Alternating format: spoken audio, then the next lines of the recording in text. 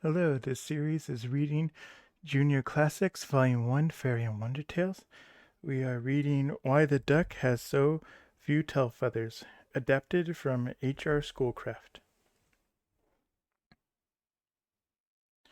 Having overcome the powerful pearl feather, killed his serpents, and escaped all his wiles and charms, the heart of Manabozho well within him, an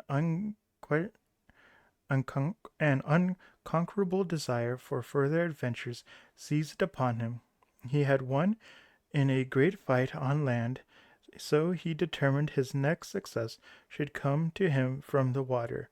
He tried his luck as a fisherman, and with such success that he captured an enormous fish, a fish so rich in fat that the oil Manabozho was able to form a small lake.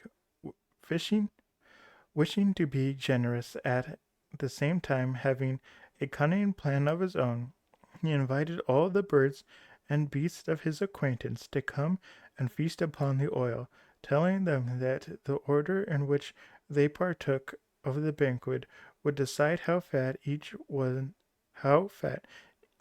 was to be for all time to come.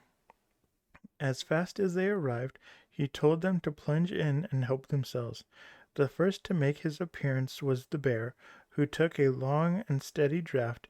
Then came the deer, the possum, and such others of the family as ours noted for their comfortable covering. The moose and the buffalo were late in arriving on the scene, and the partridge, always lean and fresh, looked upon till the supply was nearly gone.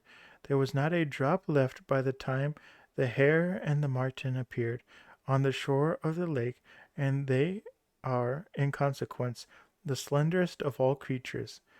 When this ceremony was over, Manabozho suggested to his friends, the assembled birds and animals, that the occasion was proper for a little merrymaking, and taking up his drum he cried out, "New song from the south, come brothers, dance." They all fell in and commenced their rounds. Whenever Manabozho, as he stood in the circle, saw a fat fowl which he fancied pass him, he ardently wrung its neck and slipped it under his belt, at the same time beating his drum and singing at the top of his lung to drown the noise of the fluttering, crying out in a tone and admiration, "That's the way, my brothers, that's the way." At last a small duck of the DIVER family, thinking there was something wrong, opened one eye and saw what Manabozho was doing. Giving a spring and crying, "Ha ha! Manabozho is killing us!" he made a dash for the water. Manabozho was so angry that the creature should have played the spy that he gave chase, and just as the diver duck was getting into the water, he gave him a kick, which is the reason the diver's tail feathers are few. His back flattened and his legs straightened out, so that when he is seen walking on land, he makes a very sorry looking figure.